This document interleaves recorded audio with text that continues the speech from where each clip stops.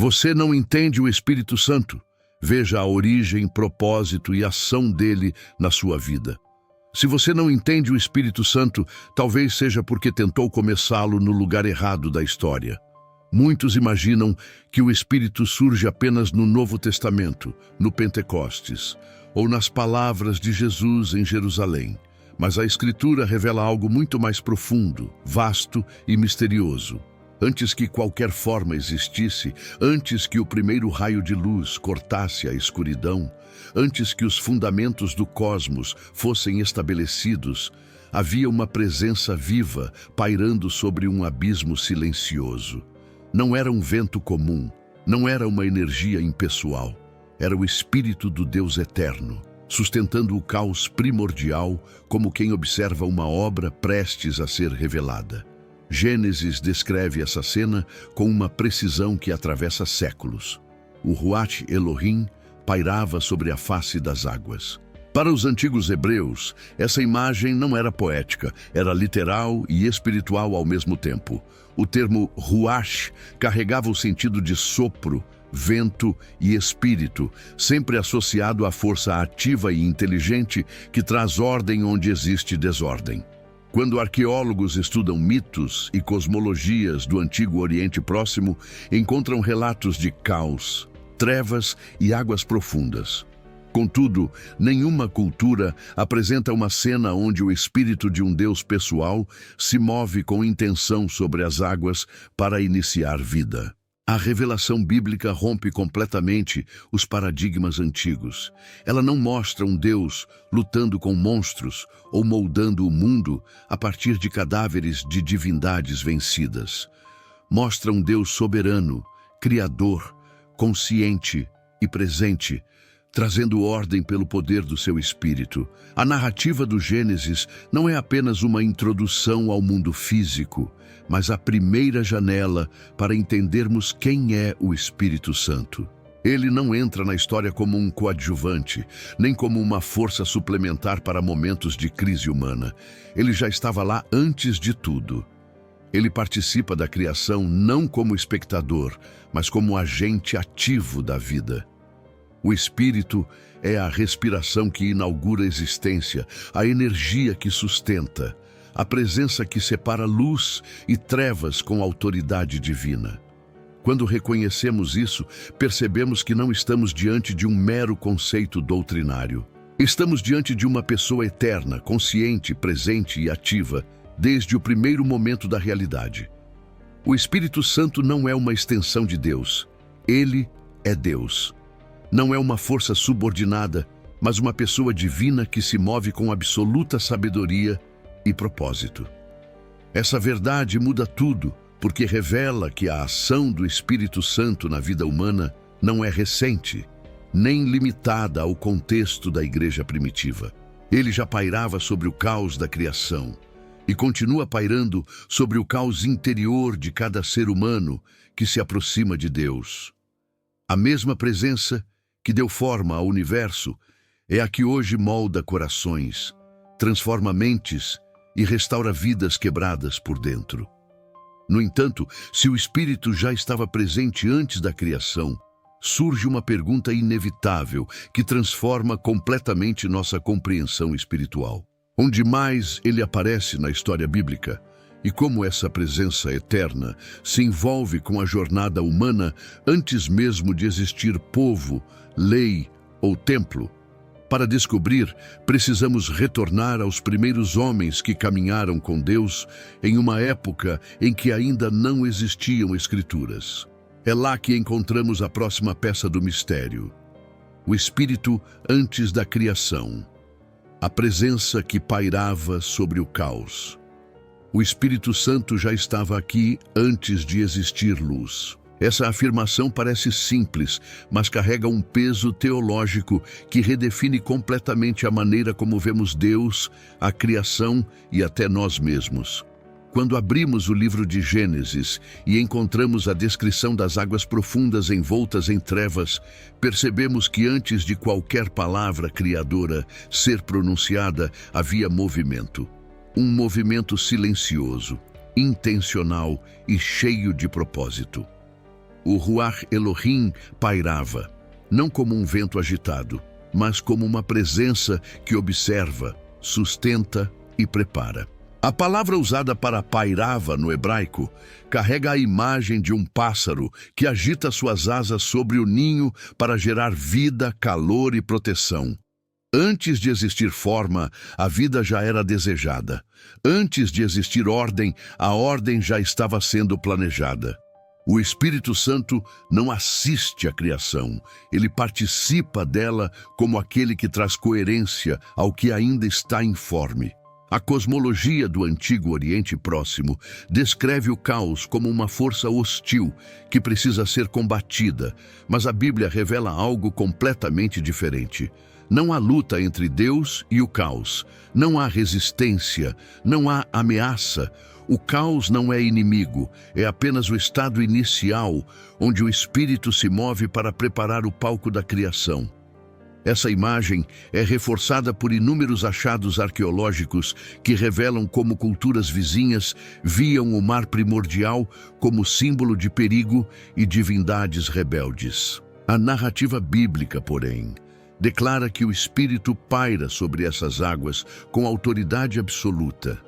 Ele não teme o abismo, porque o abismo não pode resistir ao toque daquele que traz vida. O Espírito Santo aparece na primeira cena da Escritura porque ele é o sopro da criação, aquele que acompanha cada palavra divina, que traz ordem ao que antes era confusão.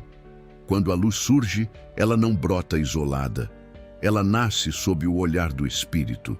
Cada separação entre luz e trevas, entre águas e firmamento, cada formação de terra, vida e propósito acontece sob essa presença silenciosa que testemunha e participa da obra criadora. Essa realidade revela que o Espírito Santo é o fundamento da vida organizada.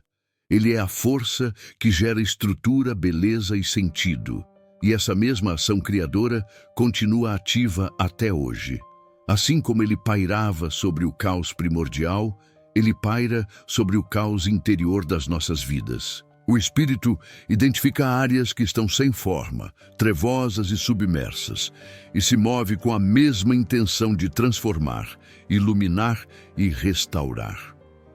Quando alguém se aproxima de Deus quebrado, confuso ou sem direção, não é a força humana que reconstrói aquilo que desabou, mas o Espírito que traz harmonia ao que estava fragmentado.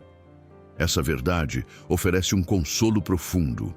Não existe caos tão denso que impeça o Espírito de se mover.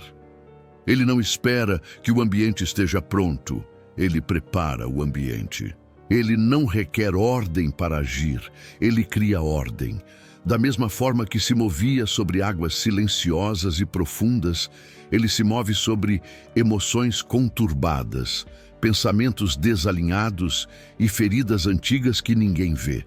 E se ele estava presente antes da criação do mundo, então ele certamente está presente antes de cada novo capítulo da nossa vida. Quando compreendemos essa realidade, entendemos que não começamos nada sozinhos. A presença divina antecede nossas dores, nossos medos e nossas decisões. O Espírito Santo está onde a vida ainda não tomou forma, porque ele é quem dá forma ao que existe. Se o Espírito age antes da criação, é natural perguntar como ele continuou agindo na história humana, especialmente entre aqueles que caminharam com Deus quando ainda não havia leis, profetas ou escrituras. Quem foram os primeiros a experimentar essa direção invisível? E como o Espírito conduziu homens comuns a viverem histórias que mudariam o rumo da humanidade? A resposta nos leva diretamente aos patriarcas, onde vemos a manifestação silenciosa e poderosa do Espírito guiando homens sem Bíblia, mas com uma fé que atravessou séculos. O Espírito nos patriarcas, a voz que guiou homens sem escrituras. Antes de existir Bíblia, existia direção. Essa é uma das verdades mais profundas e, ao mesmo tempo, menos compreendidas da fé. Quando olhamos para a história dos patriarcas, percebemos que eles caminhavam com Deus sem ter um texto escrito, sem possuir uma lei organizada, sem tradição sacerdotal ou templo. Não havia profetas estabelecidos, não havia rolos, não havia instituições religiosas. Mesmo assim, esses homens ouviam com clareza, obedeciam com precisão e caminhavam com convicção.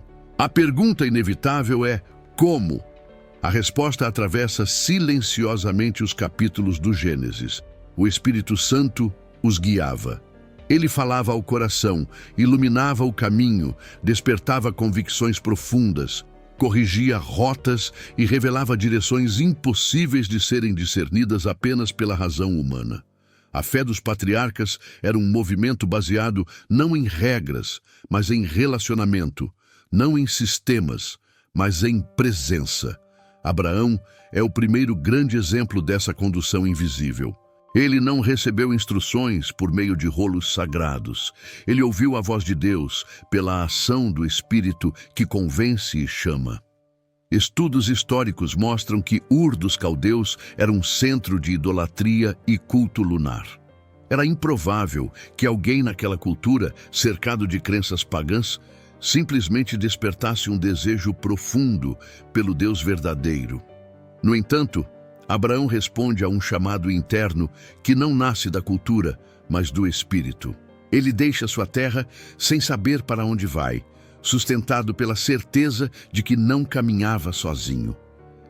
Essa coragem não surgiu de um impulso emocional, mas da convicção gerada pelo Espírito Santo, que ilumina a mente de quem é chamado para viver algo maior do que entende.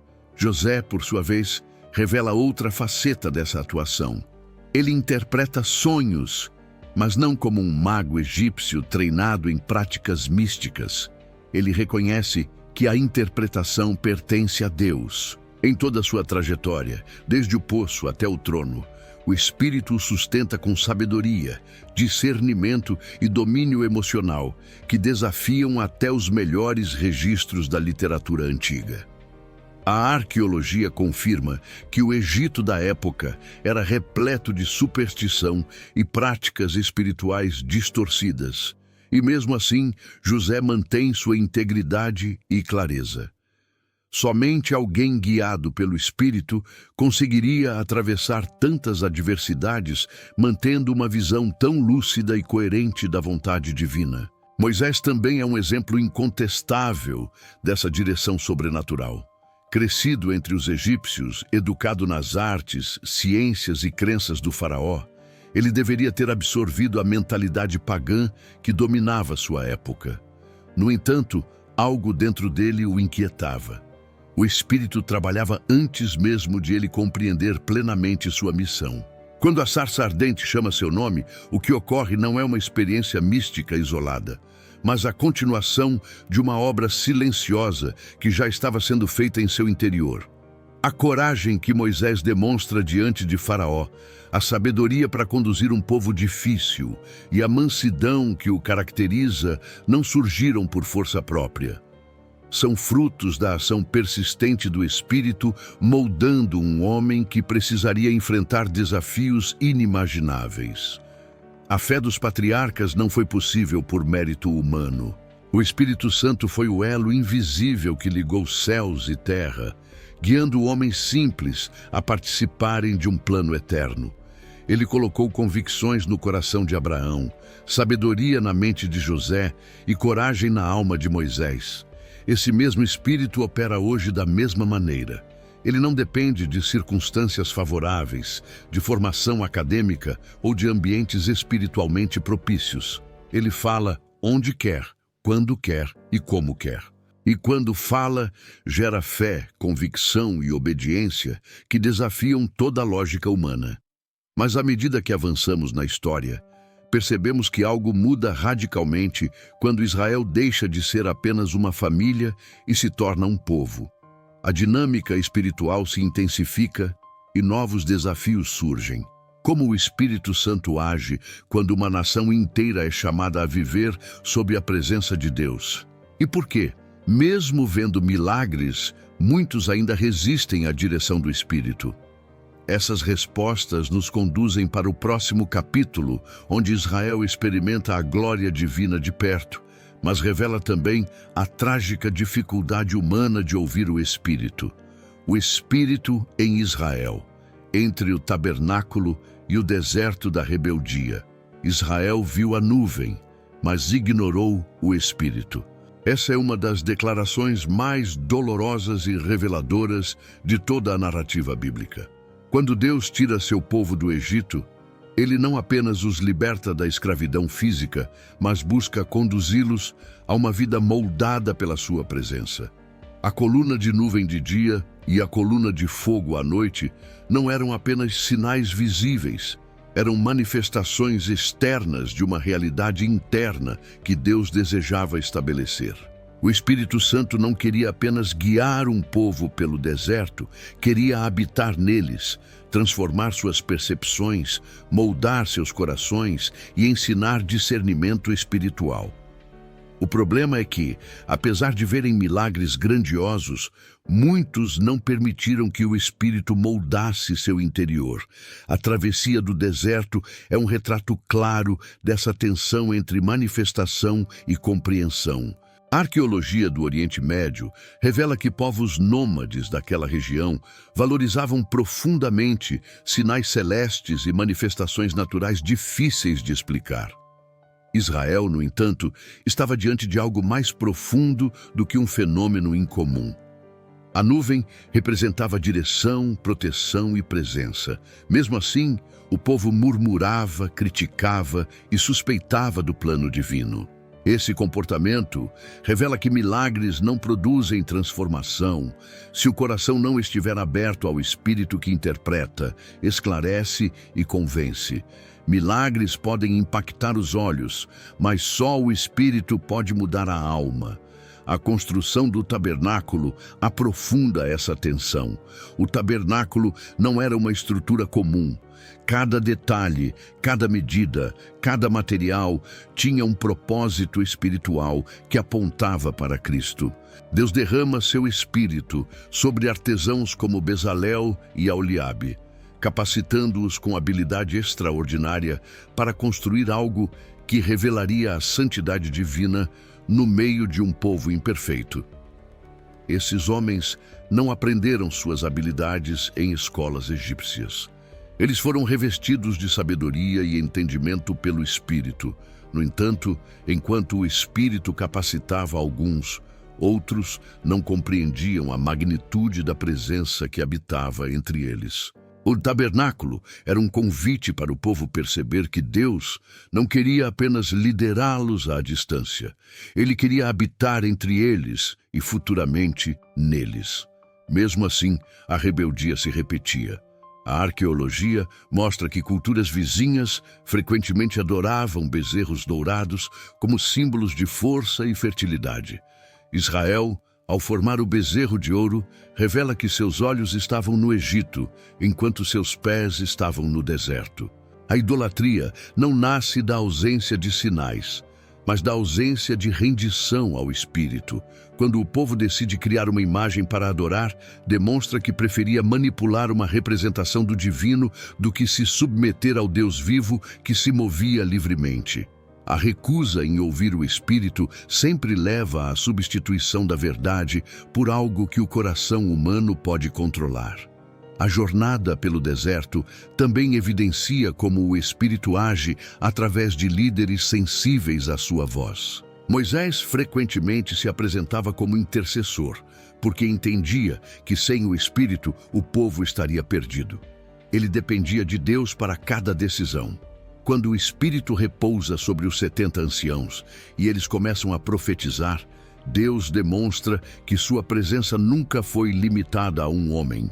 Ele desejava distribuir seu Espírito, ampliar discernimento e criar uma nação guiada de dentro para fora.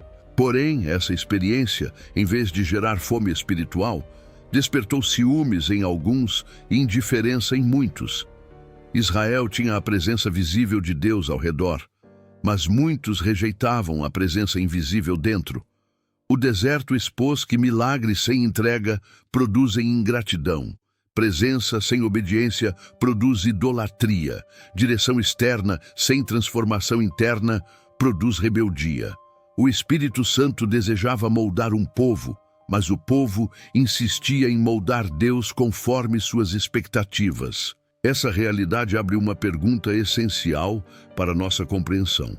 Se os milagres não bastaram para mudar Israel, como Deus iria transformar corações que resistiam tanto à sua voz?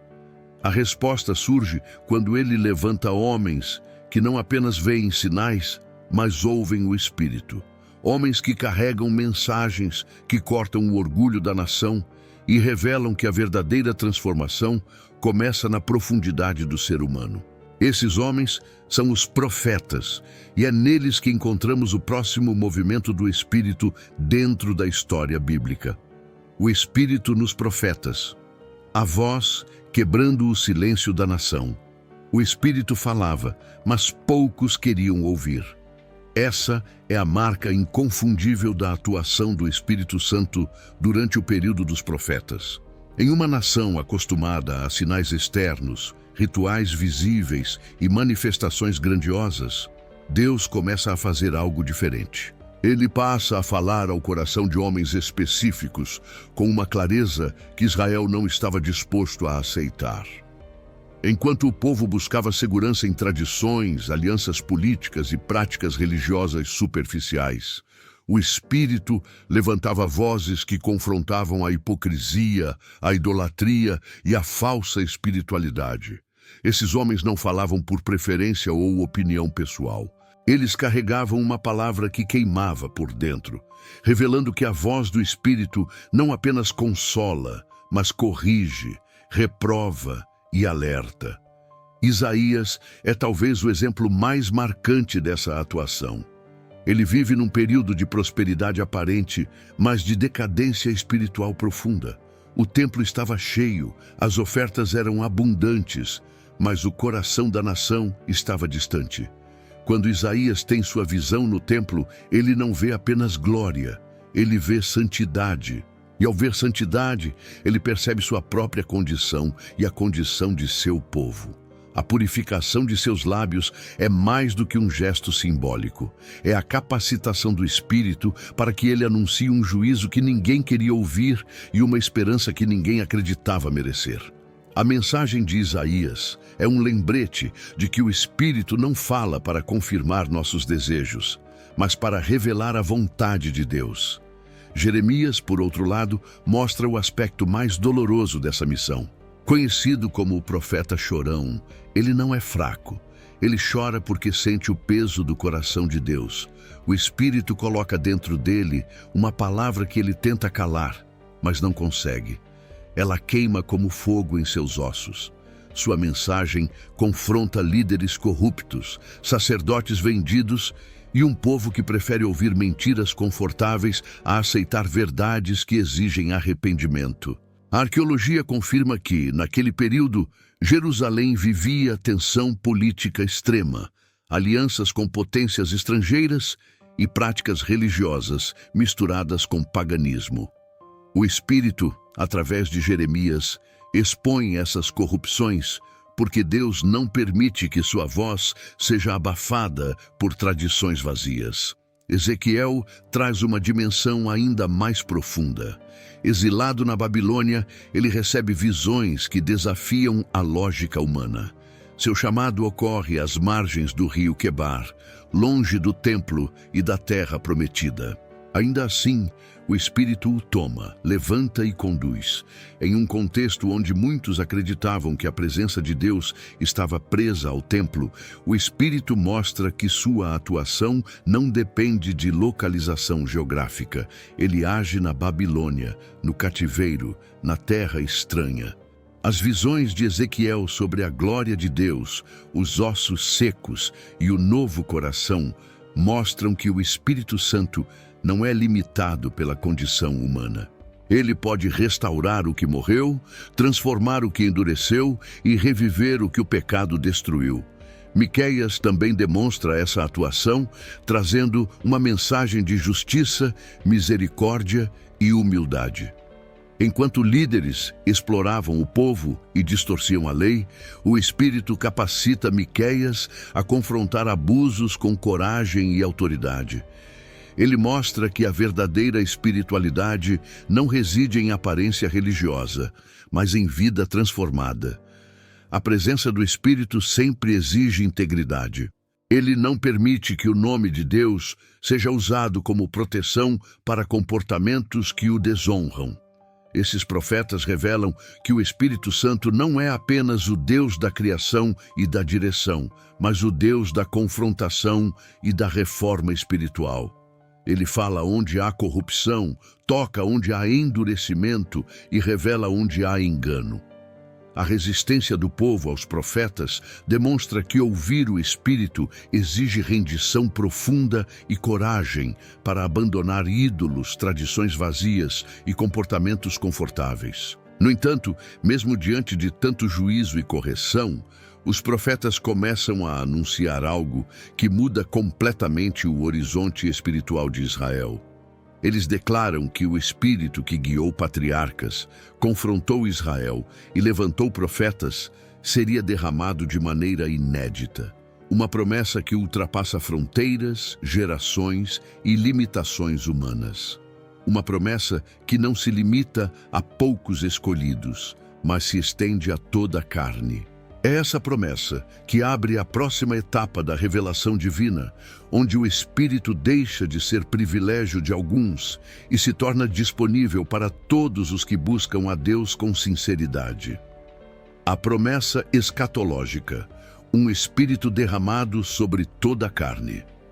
O plano nunca foi para poucos, foi sempre global. Essa é a chave para entender a virada profética que começa a surgir na mensagem dos profetas e ganha força à medida que a história avança. Até então, o Espírito Santo aparecia de forma seletiva, repousando sobre indivíduos específicos para tarefas específicas. Ele capacitava patriarcas, fortalecia líderes, levantava profetas e direcionava sacerdotes. Mas algo novo começava a ser anunciado. Uma promessa que não se limitava a linhagens, funções religiosas ou contextos geográficos. Uma promessa que atravessava fronteiras, desafiava expectativas e preparava o cenário para a maior transformação espiritual da história. Os profetas começam a declarar que o Espírito Santo seria derramado sobre toda a carne, inaugurando uma nova realidade na relação entre Deus e a humanidade. Joel é o profeta mais direto nessa revelação. Em meio a uma crise nacional marcada por pragas devastadoras, fome e colapso social, ele anuncia que Deus não apenas restauraria o que foi perdido, mas faria algo absolutamente novo. A promessa de Joel 2 não é um acessório teológico. É uma revelação escatológica que redefine o futuro espiritual do povo de Deus. Ele anuncia que o Espírito seria derramado sobre filhos, filhas, jovens, velhos, servos e servas. Essa linguagem rompe completamente com os padrões da época, onde apenas líderes selecionados recebiam essa capacitação. A promessa de Joel declara que Deus não estava mais construindo uma religião baseada em hierarquias espirituais, mas uma comunidade marcada pela presença do Espírito. Ezequiel aprofunda ainda mais essa promessa ao falar sobre o novo coração e o novo espírito. Em um contexto marcado pelo exílio, onde o povo acreditava que a relação com Deus estava perdida, Ezequiel anuncia que Deus removeria o coração de pedra e daria um coração de carne. Essa troca não é emocional, é espiritual. O novo coração é sensível, obediente e guiado pelo Espírito. Ele revela que o problema de Israel não era apenas a rebeldia externa, mas a incapacidade interna de responder à voz de Deus. A solução não viria por meio de novas regras, mas por meio de um Espírito que transformaria de dentro para fora. O homem espiritual que Ezequiel descreve não é reformado, é regenerado. Isaías também contribui com essa revelação ao apresentar o servo do Senhor, que seria ungido pelo Espírito para trazer justiça às nações. Ele mostra que essa promessa não era apenas para Israel, mas para todos os povos. A luz que viria ao mundo não seria regional, mas universal. Isaías revela a dimensão missionária da promessa. O Espírito de Deus capacitaria uma obra que transcenderia cultura, idioma e fronteiras políticas. Ele mostra que a redenção não era apenas para um grupo étnico, mas para toda a humanidade. Quando estudamos a cultura judaica entre o período dos profetas e o Novo Testamento, percebemos que essa promessa se tornou o centro da esperança messiânica. Escritos judaicos encontrados em Qumran e em outras regiões revelam que muitos aguardavam um tempo em que Deus derramaria seu Espírito de maneira plena. Era a expectativa do fim dos tempos, a restauração total, a inauguração de uma nova era espiritual. O derramamento do Espírito não era apenas uma bênção.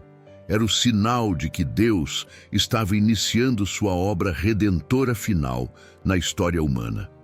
Essa promessa cria uma tensão deliciosa e profunda. Se o Espírito seria derramado sobre toda a carne, então deveria surgir alguém capaz de cumprir essa profecia, alguém ungido de forma extraordinária, alguém cuja vida seria marcada pela presença plena do Espírito, alguém que não apenas falaria em nome de Deus, mas viveria totalmente guiado por ele. Os profetas apontam para esse personagem com clareza impressionante. Ele seria o Messias, o enviado, o Filho do Altíssimo. E esse Messias não viria apenas ensinar, mas inaugurar a era do Espírito. É nesse ponto que a história dá uma guinada. A promessa escatológica de um derramamento universal começa a se cumprir na vida de um único homem. Um homem concebido pelo Espírito, ungido pelo Espírito e guiado pelo Espírito em cada passo. O Messias entra na história não apenas como o Salvador, mas como o portador da plenitude do Espírito, preparando o caminho para que essa promessa alcance toda a humanidade. O Espírito em Jesus, a palavra encarnada guiada pelo Espírito. Se até Jesus foi guiado pelo Espírito, quem somos nós para viver sem ele? Essa verdade deveria quebrar nosso orgulho, purificar nossa compreensão e redefinir completamente nossa vida espiritual. Quando o Verbo se faz carne, ele não apenas assume a natureza humana, ele assume também a dinâmica perfeita de dependência do Espírito Santo. Isso não diminui sua divindade, pelo contrário, revela a forma como Deus sempre desejou que o homem vivesse, completamente rendido ao Espírito que conduz, fortalece, ilumina e santifica. A vida de Jesus é a manifestação mais clara dessa parceria divina, mostrando que o Espírito Santo não é uma força abstrata, mas uma pessoa que capacita cada passo da missão de Cristo na Terra. A concepção virginal já estabelece esse padrão. O anjo anuncia a Maria que o Espírito Santo a envolveria como uma sombra de glória, exatamente como o Espírito envolvia o tabernáculo no deserto. A vida humana do Salvador começa com o Espírito, revelando que a nova criação não nasce de esforço humano, mas da ação direta do Espírito de Deus. Em Jesus, vemos o renascimento da humanidade, agora não mais moldada pelo pecado, mas inaugurada pelo sopro do Espírito que dá origem ao homem perfeito. Cada detalhe da encarnação aponta para essa verdade. A salvação começa onde o Espírito põe suas mãos. Quando Jesus é batizado no Rio Jordão, a cena se torna um marco definitivo. O céu se abre, o Pai fala, e o Espírito desce sobre ele como uma pomba. Esse ato não é teatral. É teológico. O Espírito está inaugurando oficialmente o ministério do Messias, capacitando-o publicamente para a obra que mudaria o destino da humanidade. A pomba simboliza pureza, paz e reconciliação, demonstrando que Jesus carregaria a missão de restaurar aquilo que o pecado havia destruído. A arqueologia revela que o Jordão, para o povo judeu, era símbolo de passagem, limiar e recomeço. Ali, diante dos olhos da nação, o Espírito unge aquele que traria o verdadeiro êxodo espiritual. Logo após o batismo, o Espírito o conduz ao deserto. Não é um desvio, é treinamento. O mesmo Espírito que desceu sobre Jesus em glória, agora o leva ao silêncio, à fome, ao confronto com o tentador. Isso revela um padrão espiritual fundamental. Quem é cheio do Espírito não é poupado do deserto, é preparado nele. Jesus vence cada tentação não pelo poder de sua natureza divina isolada, mas pelo poder do Espírito e pela fidelidade à palavra. Ele mostra que a batalha espiritual é vencida por quem é guiado, sustentado e fortalecido pelo Espírito Santo. A partir desse momento, todo o seu ministério se desenrola sob essa mesma marca. Ele prega em autoridade porque o Espírito repousa sobre ele. Ele cura enfermos porque o Espírito lhe concede poder para restaurar. Ele expulsa demônios porque o Espírito manifesta a vitória do reino de Deus. Ele anuncia boas novas aos pobres porque o Espírito o ungiu exatamente para isso. Nenhuma ação de Jesus ocorre desconectada da presença do Espírito. Ele age, fala, ensina e se move em perfeita harmonia com o Espírito Santo, que repousa sobre ele sem medida. Até sua compaixão é moldada pelo Espírito. Quando olha para multidões famintas, quando acolhe pecadores arrependidos, quando confronta líderes religiosos endurecidos, o Espírito revela o coração do Pai através de cada gesto. A vida de Jesus se torna um modelo vivo de uma existência completamente rendida ao Espírito. Ele mostra que não existe contradição entre santidade e humanidade quando o Espírito governa o interior. A cruz, inclusive, é atravessada em obediência pelo Espírito, que o fortalece para oferecer sua vida como sacrifício perfeito. A ressurreição, por sua vez, ocorre pelo poder do Espírito que vivifica, cumprindo o propósito eterno preparado desde o início dos tempos. Se Jesus viveu assim, então o derramamento prometido pelos profetas agora tem uma nova profundidade. O Espírito que repousava sobre ele sem medida seria enviado aos seus discípulos de maneira inédita. A promessa estava prestes a se cumprir de forma decisiva. O Messias não apenas encarnou a vida cheia do Espírito, ele preparou o caminho para que todos os seus discípulos experimentassem essa mesma realidade espiritual. E é exatamente sobre esse momento que o próximo capítulo irá revelar com intensidade crescente. A grande virada, quando Jesus promete o Consolador. O que Cristo prometeu mudaria o destino de toda a humanidade. Essa promessa, pronunciada na noite mais emocionalmente intensa do ministério de Jesus, não foi feita para impressionar, mas para preparar. O cenário é a véspera da cruz. A mesa está posta, as sombras da traição cercam o ambiente e os discípulos não compreendem totalmente a profundidade do que está prestes a acontecer. Eles sabem que algo está errado, mas não sabem descrever o que sentem. É nesse momento de fragilidade e incerteza que Jesus começa a revelar um dos mistérios mais profundos da fé cristã. Ele anuncia que enviará o Consolador, o Espírito da Verdade, aquele que não apenas viria ajudar, mas habitaria dentro deles.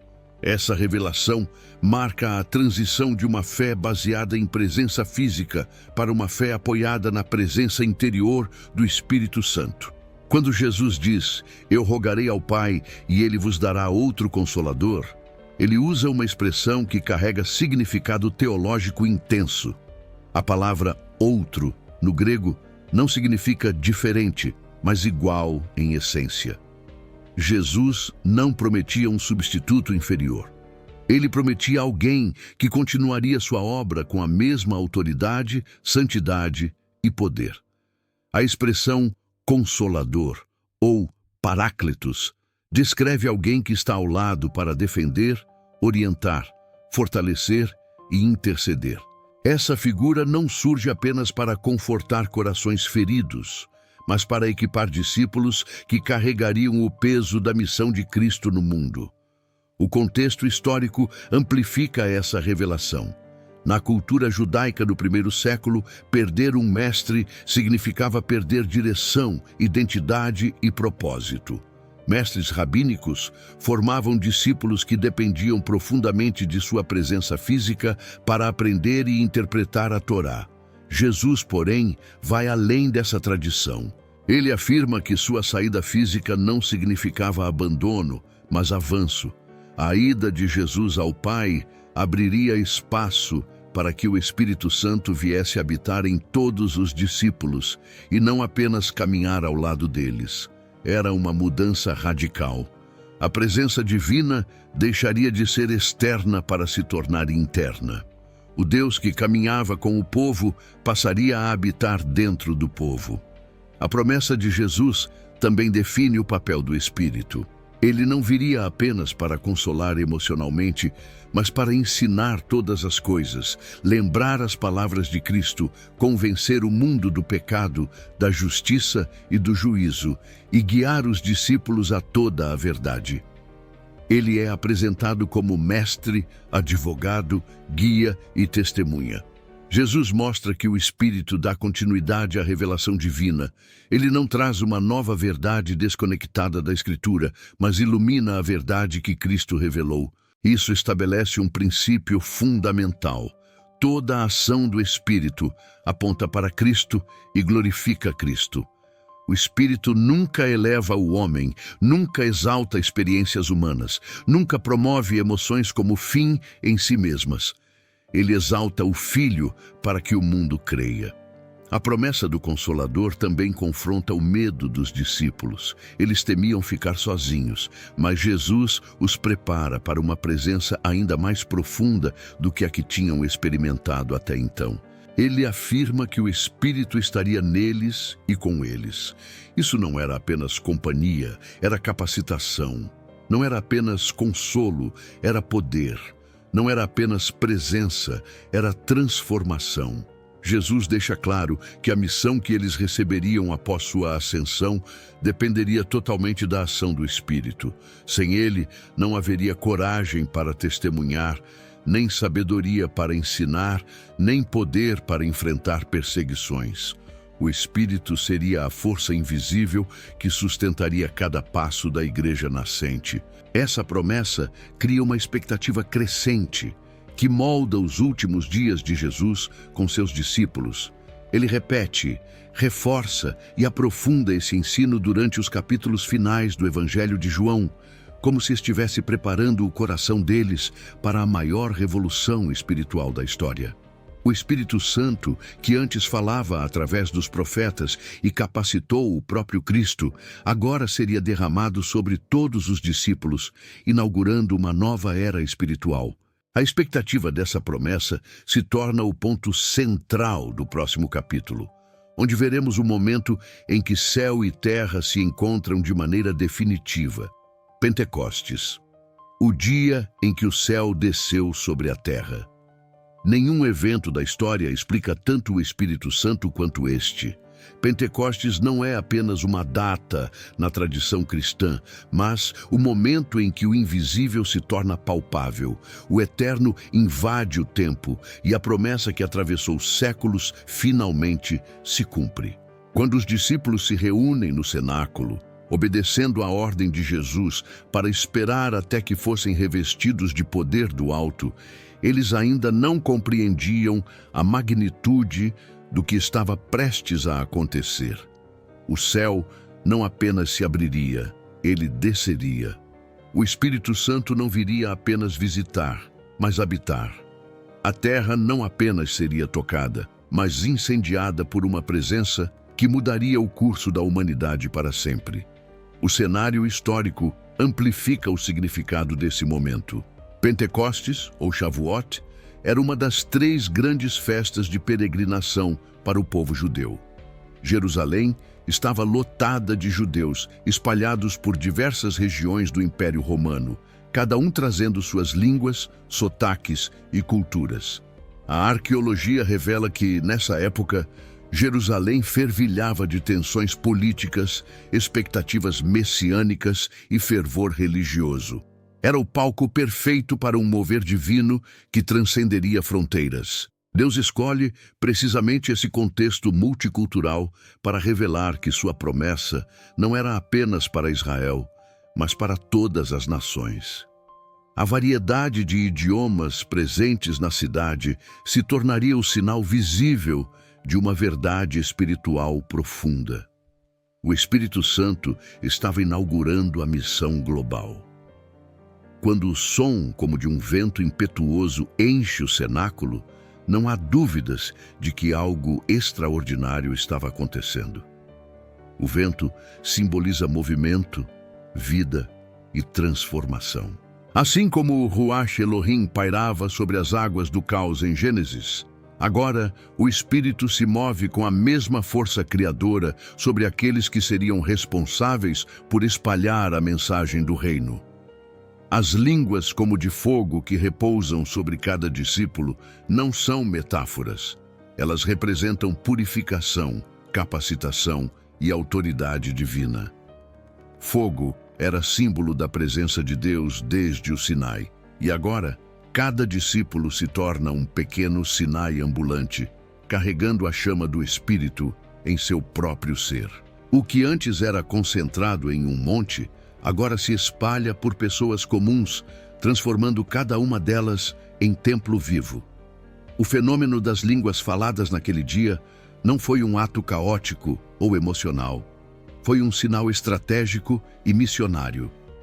Judeus de diversas regiões, ouvindo o Evangelho em seus próprios idiomas, percebiam que Deus estava quebrando barreiras culturais e anunciando que o reino havia chegado a todas as nações.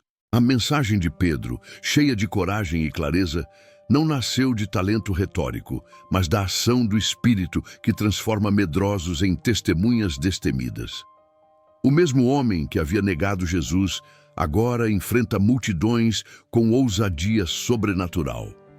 Seu sermão conecta Joel, Davi e a ressurreição de Cristo com uma precisão teológica que só o Espírito poderia inspirar. Pierre Abelard afirmou que Pentecostes é a reversão divina de Babel. Na Torre de Babel, Deus confunde as línguas para impedir a arrogância humana. Em Pentecostes, ele usa as línguas para unir a humanidade em torno do Cristo ressurreto. Onde havia divisão, agora há comunhão. Onde havia orgulho, agora há rendição. Onde havia confusão, agora há clareza. O Espírito Santo inaugura a nova etapa da história da redenção, onde cada crente se torna portador da presença de Deus e cada nação recebe acesso à vida eterna. Pentecostes também redefine o conceito de poder. Para Roma, poder significava exército, conquista e domínio. Para os religiosos, poder era tradição, influência e controle. Para os discípulos, poder se tornou a presença do Espírito que capacita para amar, servir, ensinar, curar e enfrentar perseguições sem recuar. O derramamento do Espírito não promoveu status, mas serviço. Não exaltou indivíduos, mas Cristo. Não criou celebridades espirituais, mas testemunhas dispostas a morrer pela verdade. Esse episódio marca o início da igreja e transforma homens comuns em instrumentos de um reino que jamais seria destruído. A partir desse ponto, a missão se torna irreversível. O Espírito não apenas visita, ele lidera. Ele não apenas capacita, ele transforma. E essa obra não ficou restrita ao primeiro século.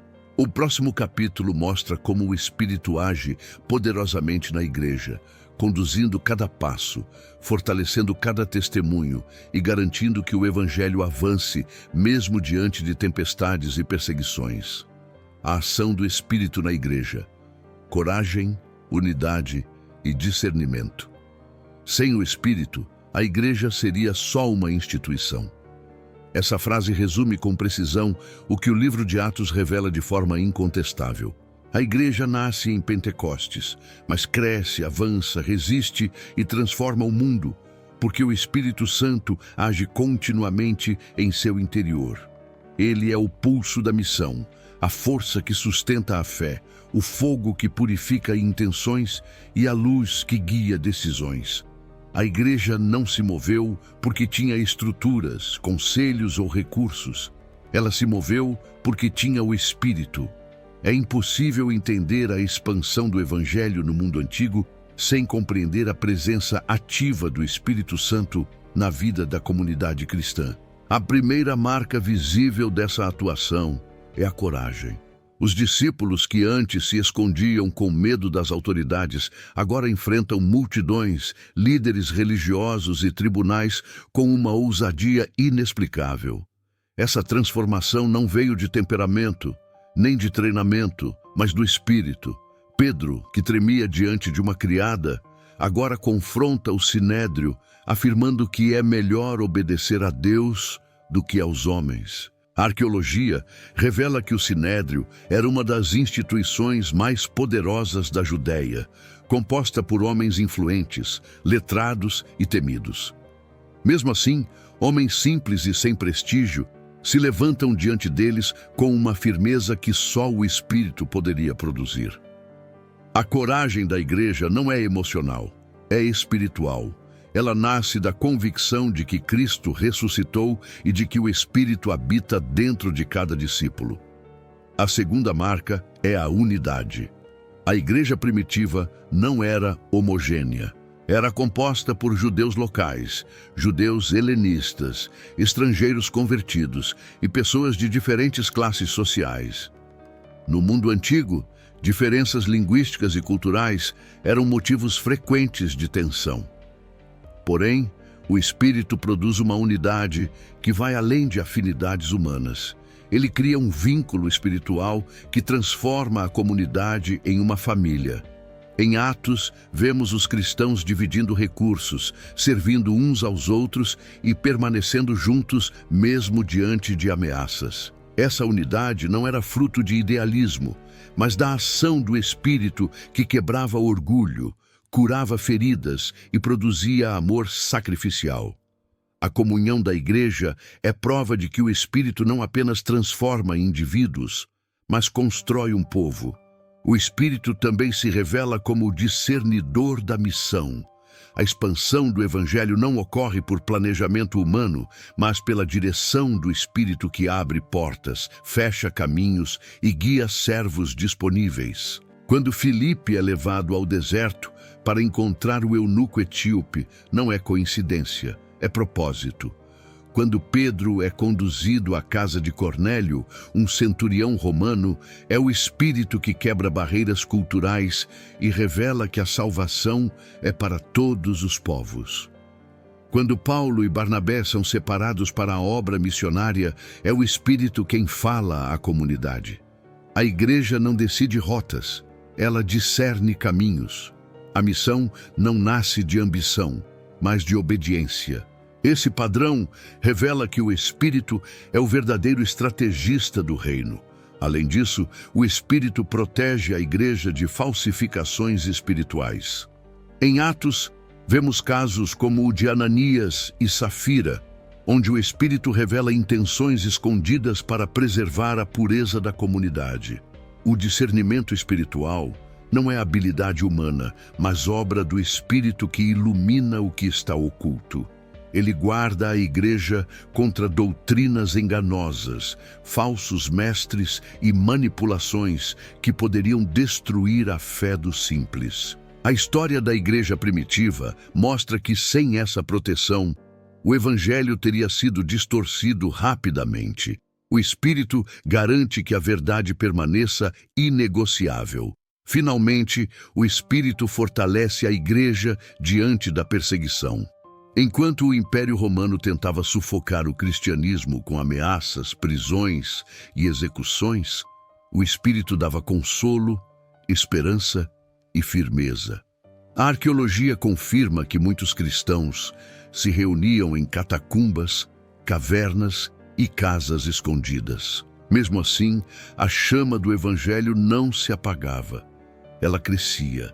A força da igreja não estava em sua estrutura, mas em sua dependência do Espírito que habita, fortalece e sustenta. A ação do Espírito na igreja prepara o terreno para uma revelação ainda mais íntima. Se ele age na comunidade como um todo, como ele atua dentro da alma de cada crente? Como ele transforma pensamentos, lutas internas e áreas ocultas? Essas respostas nos conduzem ao próximo capítulo, onde o Espírito revela sua obra mais profunda, a transformação do interior humano. O Espírito na vida do cristão, guerra invisível, força invisível. O Espírito combate inimigos que você nem percebeu que tinha. Essa é a realidade mais profunda da vida cristã e, ao mesmo tempo, a menos compreendida. Muitos acreditam que a vida espiritual é moldada apenas por decisões, disciplina e força de vontade. Porém, a Escritura revela que existe um campo de batalha interno, onde forças invisíveis tentam dominar pensamentos, emoções e comportamentos. É nesse território silencioso que o Espírito Santo age com precisão absoluta. Ele não apenas consola ou inspira. Ele confronta, transforma, liberta e reconstrói áreas que o ser humano jamais conseguiria mudar sozinho. A vida cristã não é um esforço para alcançar Deus, mas uma resposta à obra que o Espírito realiza dentro do coração regenerado. A regeneração é o primeiro movimento dessa obra. Quando alguém crê em Cristo e se entrega a Ele, o Espírito Santo age de forma imediata e radical. Ele não reforma o coração antigo, ele cria um novo. O apóstolo Paulo descreve essa obra como vida que surge onde antes havia morte espiritual. A arqueologia confirma que, na cultura judaica do primeiro século, o coração era visto como o centro da identidade humana. Não era apenas sede de emoções, mas o núcleo de pensamentos, decisões e espiritualidade. Quando a Bíblia afirma que o Espírito dá um novo coração, significa que ele transforma a essência do ser humano. Essa regeneração muda a forma como a pessoa vê Deus, o mundo e a si mesma. Após regenerar, o Espírito inicia uma obra contínua chamada santificação. Esse processo não ocorre em templos ou rituais, mas no cotidiano. Ele ilumina pensamentos que antes eram ignorados, revela motivações escondidas, confronta hábitos destrutivos e fortalece convicções que antes pareciam impossíveis de manter. A santificação é uma guerra invisível, porque o Espírito luta contra a carne, que tenta manter domínio. A carne não é o corpo físico, mas a inclinação natural do ser humano para o egoísmo, orgulho, ira, sensualidade e autonomia. O Espírito não negocia com a carne. Ele a confronta com poder e paciência, moldando o cristão para refletir o caráter de Cristo. O Espírito também atua como consolo nos momentos de dor. Ele não remove sofrimentos como quem apaga problemas, mas consola como quem sustenta. Jesus chamou o Espírito de Consolador porque ele age de maneira íntima, profunda e contínua, fortalecendo o coração em meio a lutas que ninguém vê. Há momentos em que palavras humanas não alcançam a dor, mas o Espírito sonda o interior e traduz gemidos em oração. Ele é o amigo que nunca se retira, o companheiro que nunca abandona, a presença que nunca se cala quando o coração está quebrado. Esse consolo não é emocionalismo, é fortalecimento real, que capacita o cristão a continuar caminhando mesmo quando faltam forças naturais. Outra obra fundamental do Espírito na vida do cristão é o discernimento. Ele revela o que é verdadeiro e o que é falso, o que vem de Deus e o que surge de enganos sutis. Vivemos em uma era saturada de vozes, opiniões, filosofias e espiritualidades distorcidas.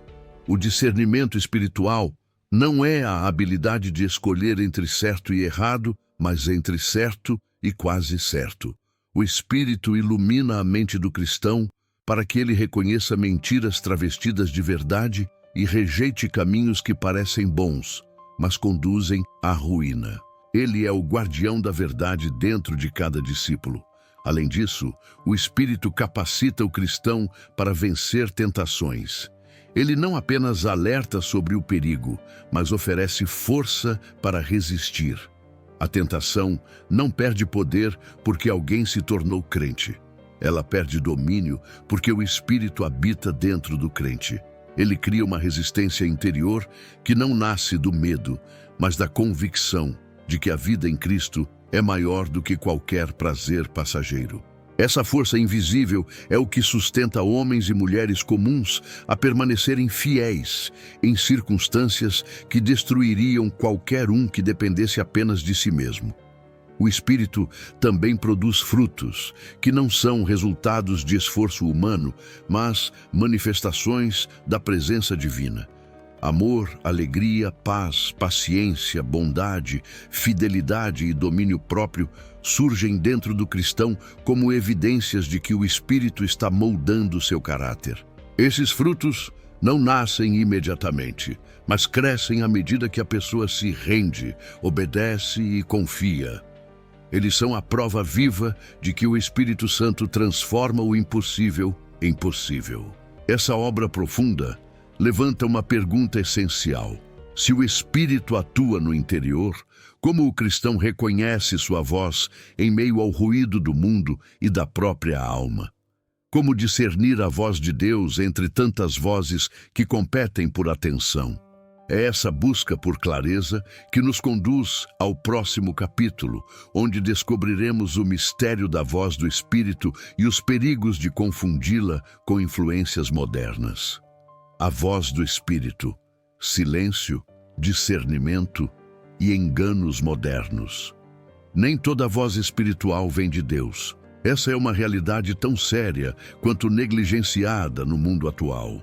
Vivemos em uma era onde emoções são confundidas com direção divina, onde impulsos são tratados como revelação e onde o desejo pessoal tenta se vestir com linguagem espiritual para justificar decisões. Em meio a esse caos silencioso, o Espírito Santo se manifesta não como um eco da alma humana, mas como a voz pura, firme e imutável do próprio Deus. Discernir essa voz é essencial, pois a confusão espiritual não nasce da ausência de sinais, mas da ausência de sensibilidade ao Espírito que ilumina a verdade e expõe o engano. A voz do Espírito nunca contradiz a palavra. Esse é o primeiro e maior princípio do discernimento espiritual. O Espírito é o autor das Escrituras, e sua voz sempre conduz ao que ele mesmo inspirou.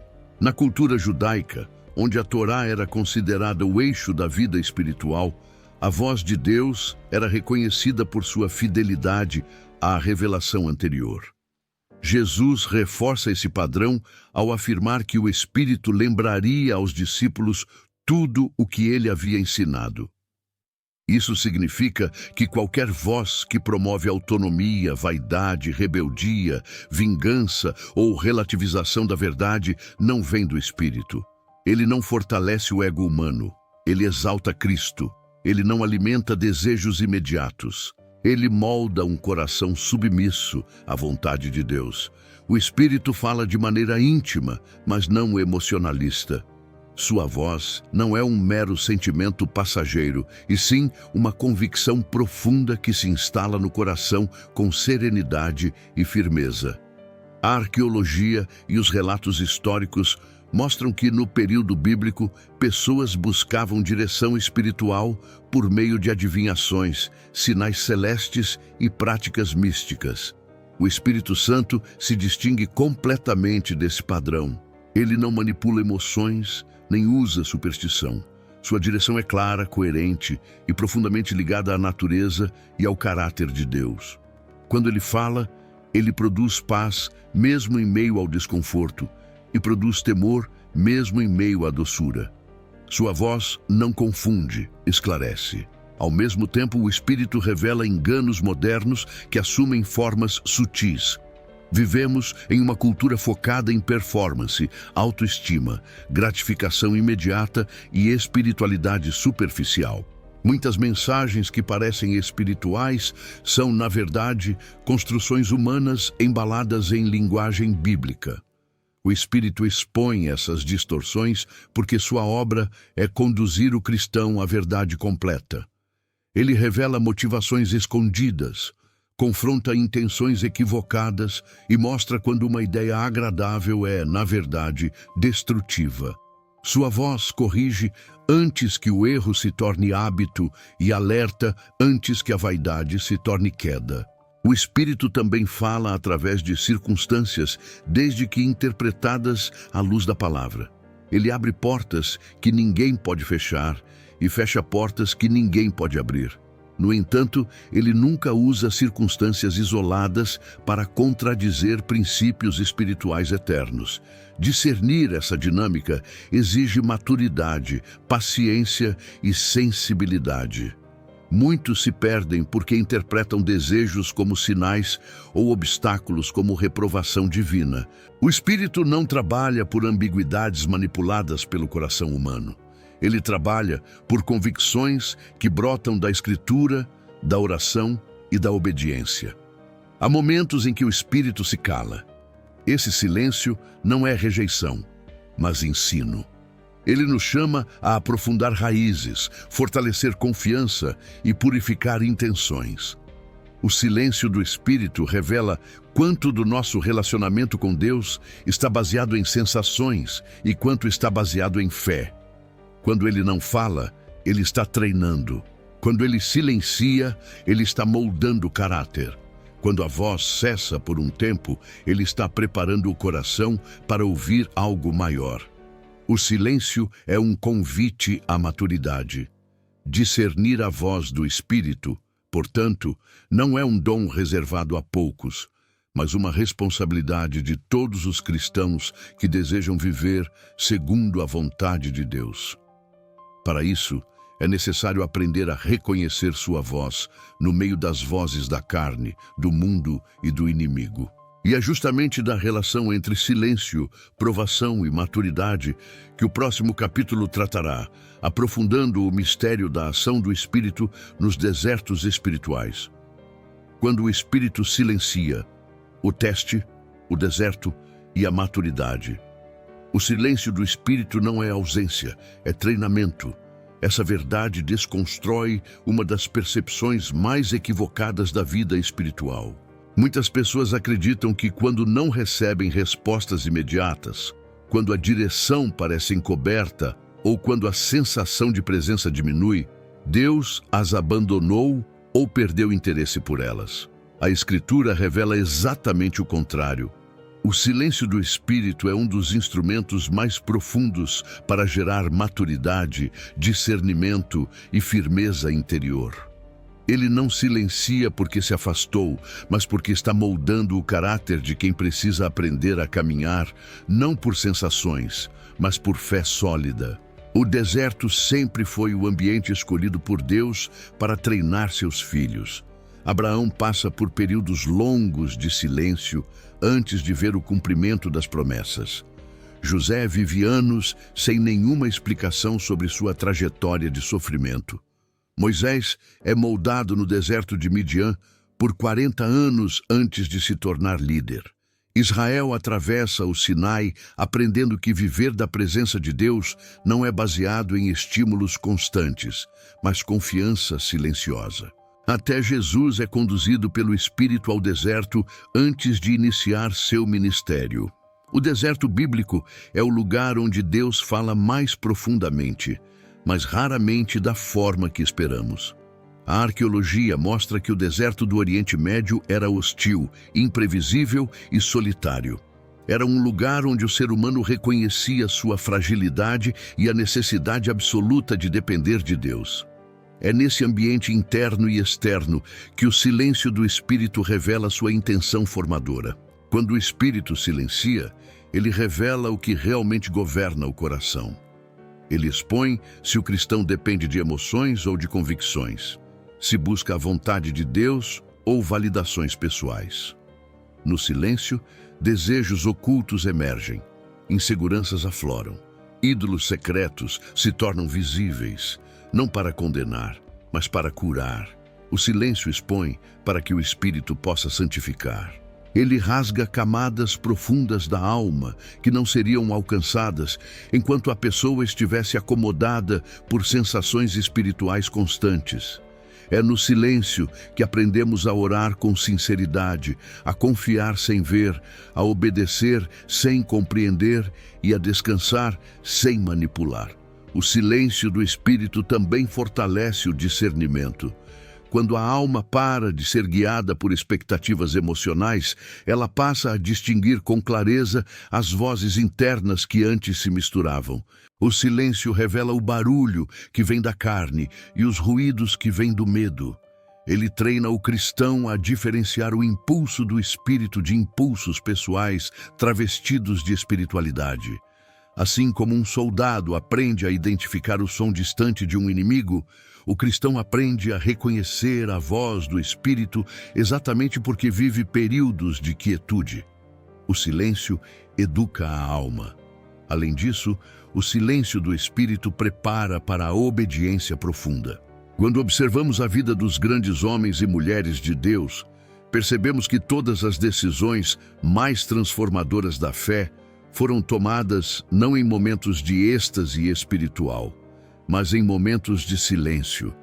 Abraão sobe o Monte Moriá em silêncio, confiando em Deus, sem ouvir instruções adicionais.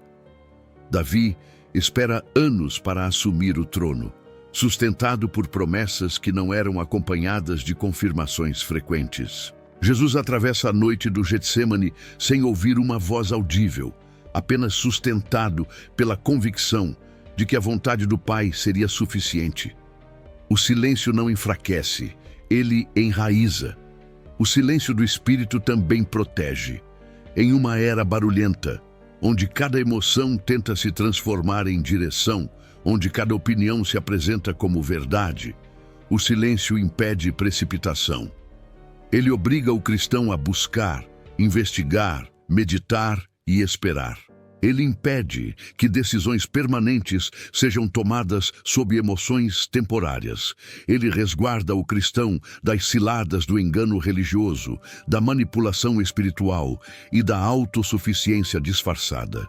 O silêncio do Espírito não é castigo, é cuidado. Quando entendemos essa dinâmica, o silêncio deixa de ser visto como abandono e passa a ser percebido como privilégio. Deus silencia porque está moldando. Ele silencia porque está trabalhando profundamente. Ele silencia porque está preparando o coração para ouvir algo maior. E esse algo maior está diretamente ligado ao propósito final do cristão: representar Cristo no mundo. O silêncio do Espírito nos prepara para a missão que Ele mesmo irá sustentar no próximo capítulo. O Espírito e a missão, chamados para representar Cristo. Você não foi salvo para ficar parado. Essa verdade confronta a tendência humana de transformar o Evangelho em conforto, quando na realidade ele é convocação. A missão cristã não nasce de entusiasmo voluntário, mas da ação do Espírito Santo que envia, capacita e sustenta cada discípulo. A Bíblia mostra que ninguém entra na obra de Deus por mérito próprio. Todos são chamados, separados e enviados pelo Espírito. Ele não apenas inspira a missão, ele a conduz. Ele não apenas entrega a tarefa, ele provê o poder. Ele não apenas ordena, ele acompanha. A missão cristã é impossível sem o Espírito, porque é ele quem move o coração humano da passividade para a obediência, da acomodação para o serviço, da timidez para a coragem. A missão não começa no campo, mas dentro do coração. Antes de enviar homens às nações, o Espírito os convence da urgência do reino. Ele quebra o individualismo, expõe a vaidade, destrói o medo e acende um fogo que não pode ser apagado. No mundo antigo, mensageiros eram treinados para representar reis distantes com fidelidade absoluta. Da mesma forma, o cristão é preparado para representar Cristo no mundo. Essa preparação, porém, não é intelectual apenas. O Espírito molda caráter, disciplina emoções e forma um coração disposto a obedecer, mesmo quando não entende completamente o caminho. Ele transforma pessoas comuns em embaixadores de um reino eterno. O Espírito concede dons, e esses dons não são medalhas espirituais, mas ferramentas de serviço. A arqueologia e os registros históricos revelam que as assembleias cristãs do primeiro século eram marcadas por simplicidade e fervor espiritual. Não havia templos suntuosos, não havia estruturas complexas, mas havia poder. Esse poder se manifestava nos dons que o Espírito distribuía conforme sua vontade. Uns recebiam sabedoria para aconselhar, outros conhecimento para ensinar, outros fé para enfrentar impossibilidades, outros curas, outros profecia, outros discernimento. Cada dom revelava uma faceta da graça de Deus e todos trabalhavam juntos para edificar o corpo de Cristo. Os dons não existiam para exaltar indivíduos, mas para fortalecer a comunidade e alcançar os perdidos. O Espírito também impulsa a missão global. Foi ele quem chamou Barnabé e Saulo para a obra missionária. Foi ele quem impediu Paulo de entrar em regiões onde a mensagem não deveria ser anunciada naquele momento. Foi ele quem guiou apóstolos a lugares que jamais imaginariam alcançar. Cada avanço missionário registrado em Atos tem o Espírito como seu arquiteto. A missão não era aleatória, era dirigida. Os servos não decidiam onde ir por gosto pessoal, mas por obediência espiritual. Isso revela que a obra de evangelizar não é fruto de emoção, mas de submissão ao Espírito que conhece os tempos, as portas e os corações.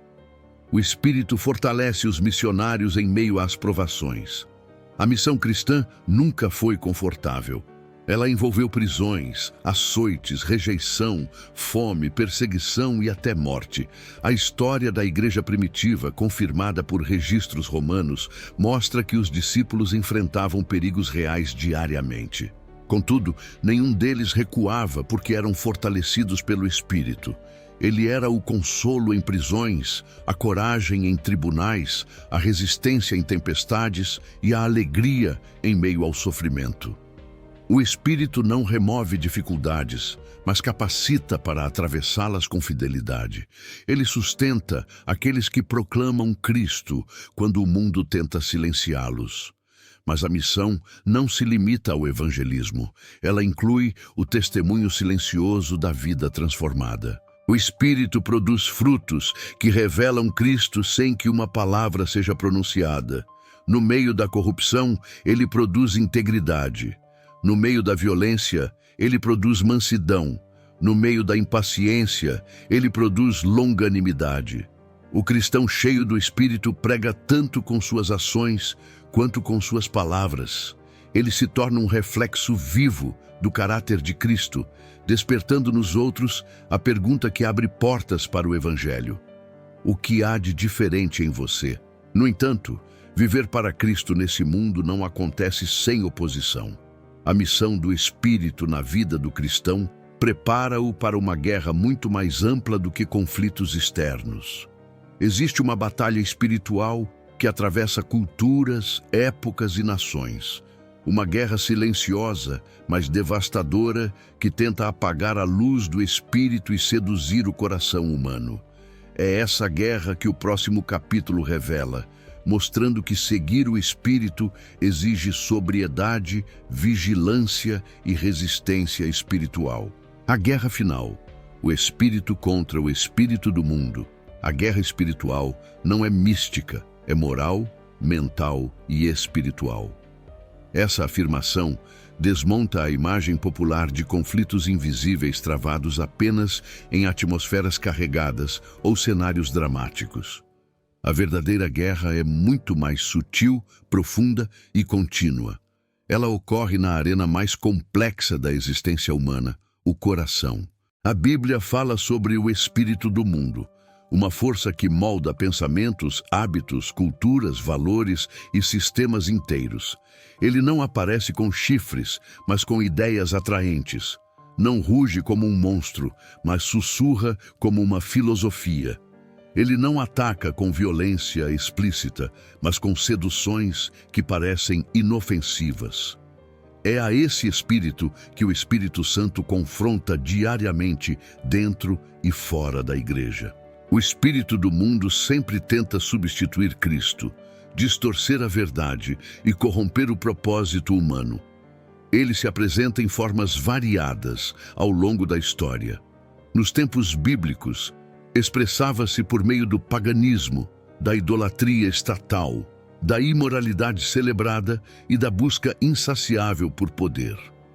A arqueologia revela que templos dedicados a deuses estrangeiros estavam sempre entrelaçados com práticas políticas e sociais, influenciando as escolhas do povo e o comportamento das nações. Hoje, ele se manifesta através de ideologias que exaltam o ego, relativizam a moral e promovem uma espiritualidade sem cruz, sem arrependimento e sem transformação. O espírito do mundo sempre tenta oferecer atalhos para a felicidade, caminhos fáceis para a realização e justificativas convincentes para o pecado. O Espírito Santo se opõe diretamente a essa influência. Ele não luta com armas humanas, mas com luz. Ele expõe mentiras que se escondem em verdades incompletas. Ele revela intenções que se mascaram de bondade. Ele mostra que liberdade sem santidade é só escravidão disfarçada.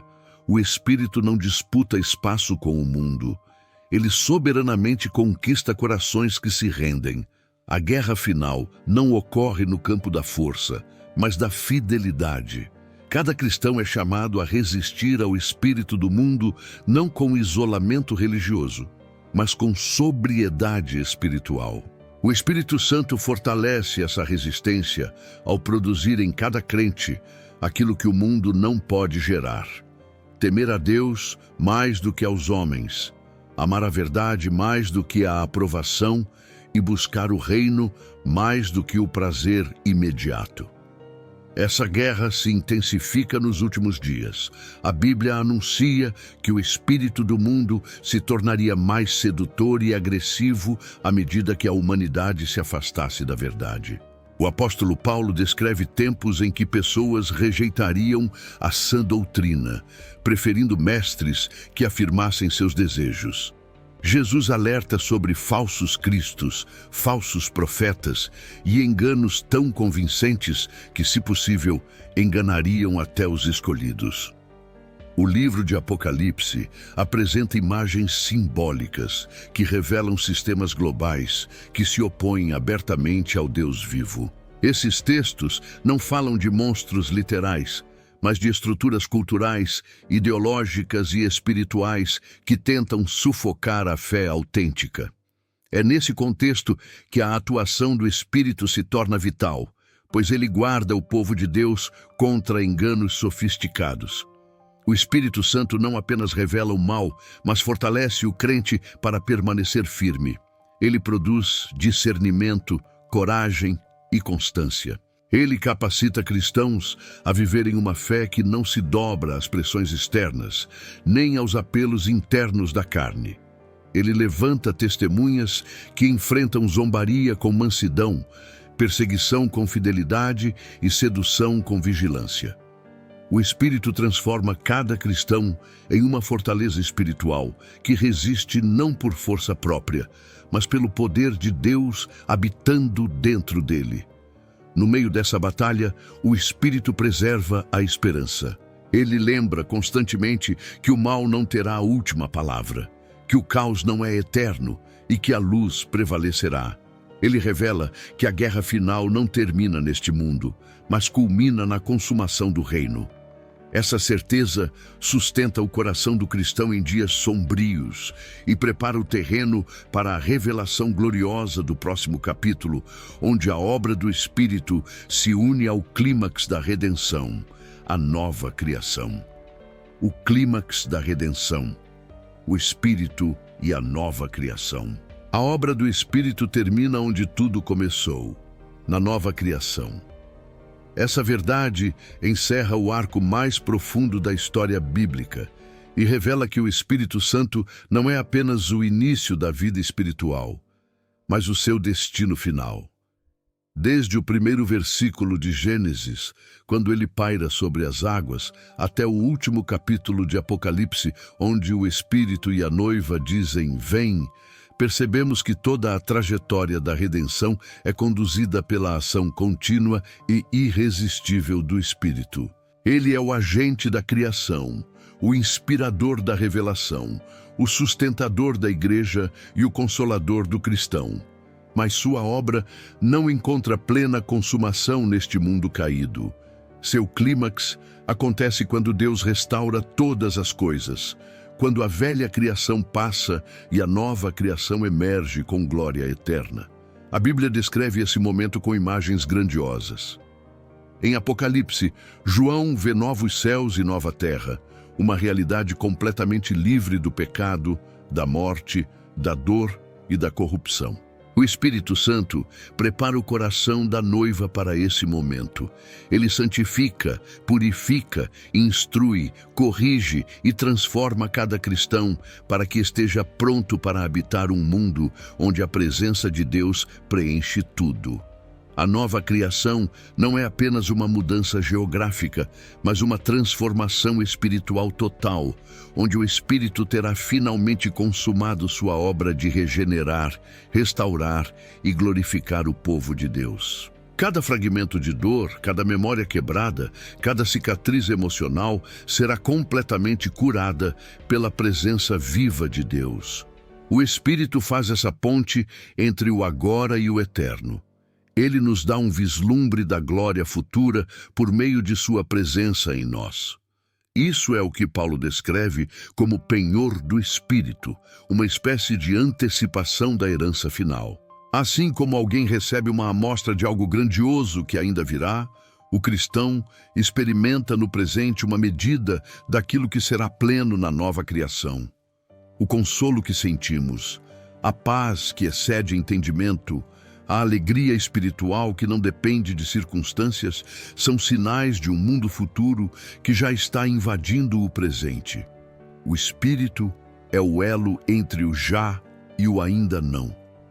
Ele nos sustenta enquanto aguardamos a revelação completa da glória.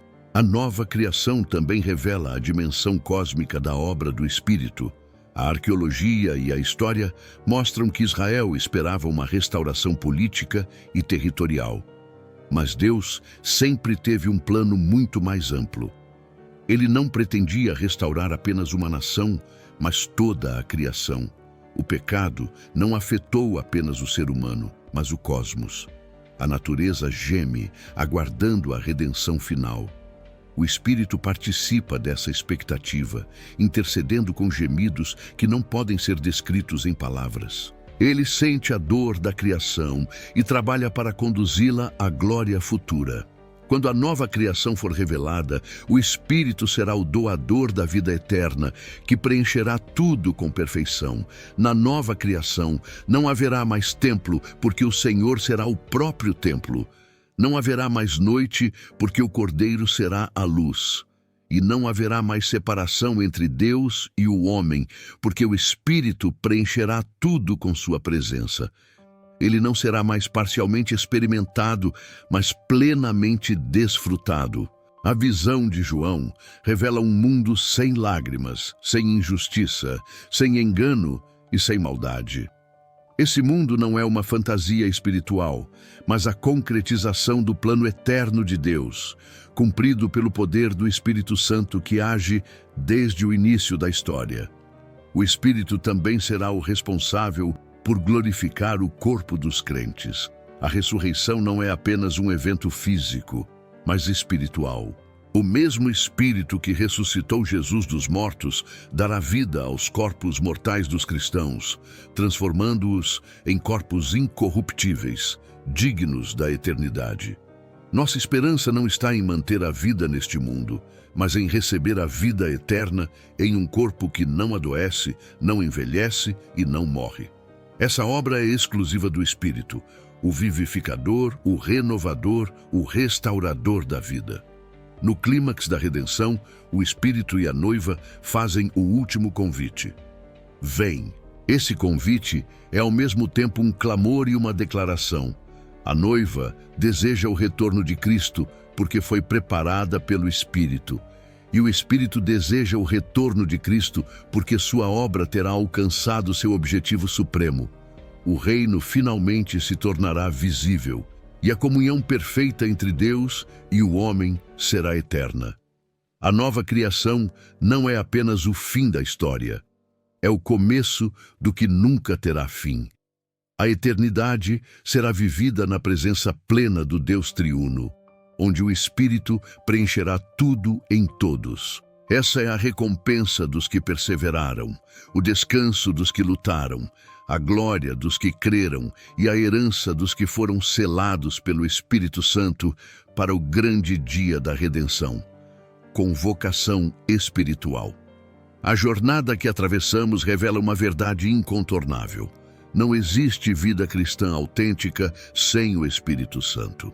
Desde os primeiros movimentos da criação até o clímax da nova terra, desde o sopro que deu origem à ordem, até a chama que incendiou corações em Pentecostes, ele é o fio invisível que conecta cada capítulo da história da fé. O Espírito estava presente quando o caos primordial esperava forma. Ele guiou patriarcas que andavam sem escrituras. Ele confrontou Israel quando o povo preferiu tradição à transformação. Ele levantou profetas que falaram contra reis, sacerdotes e nações inteiras. Ele desceu sobre Jesus para inaugurar o reino. Ele incendiou a igreja para transformar o mundo. Ele habita dentro de cada cristão para conduzir, fortalecer, purificar e santificar. E permanecerá para sempre como o selo, o penhor e a garantia da redenção final. Essa realidade exige uma resposta. Não basta conhecer o Espírito, é preciso se render a Ele. A vida cristã nunca foi projetada para ser vivida por esforço humano, nem para ser moldada por tradições estéreis.